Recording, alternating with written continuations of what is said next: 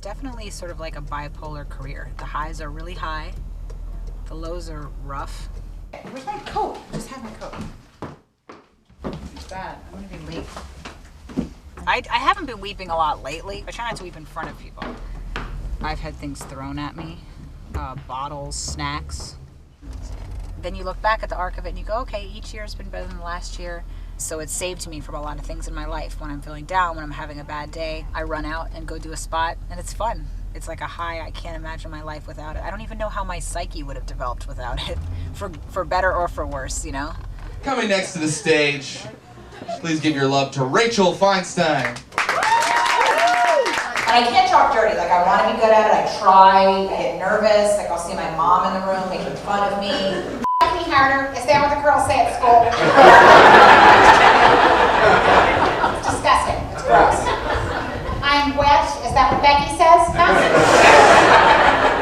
Just because Becky's wet. Now you're wet too. When you're a woman, sometimes they'll bring you on in weird ways. Like, they'll say things like, we got a young lady coming up. Like, it's a wacky experiment.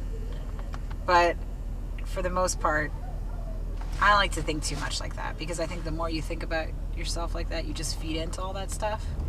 People don't hit on me after shows. They're more likely to hit on me in a bar. If they see me on TV, they will email me.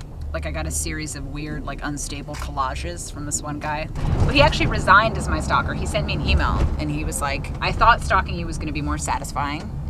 He said he thought he would get better feedback from me, and that he was really disappointed with the whole experience. It was kind of hurtful. The thing was that he stalked so aggressively, but for such a short amount of time.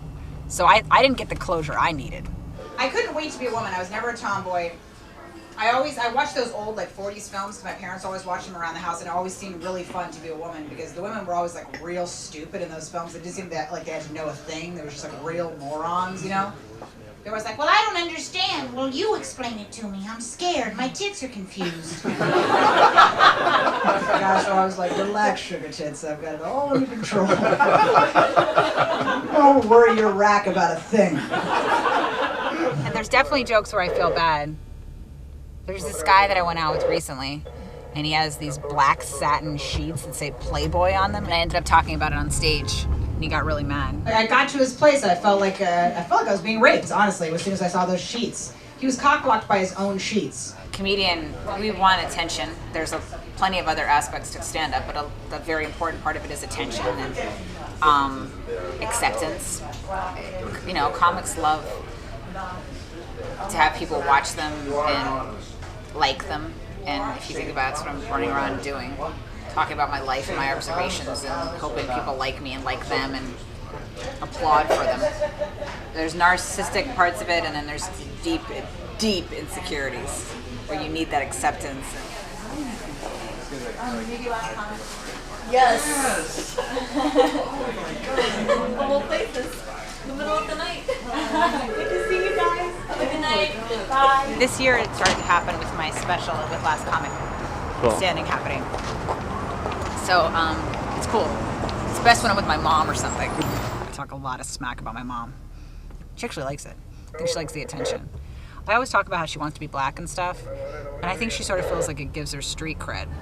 I think she wants to be like one of those white women in the movies that saves a black school. Like, I think that's her dream. I feel like if it was up to my mom, she'd get up like every morning and just like go teach hip-hop violin and then get up. Maybe reach out to some kid named Trey. You don't need that gun, Trey! You don't need it! You don't know about what I see, you white bitch! This gun was the one thing that kept me safe my whole life! Damn it! Everybody deserves an education, don't you get it? You get your violin and you get back here. And finally he would just drop it and cry slow, dull tears. Alright, guys, thanks a lot. That's my time. Thanks.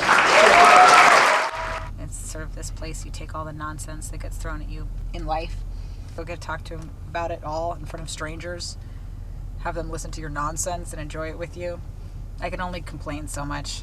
The bottom line is, I talk smack for a living.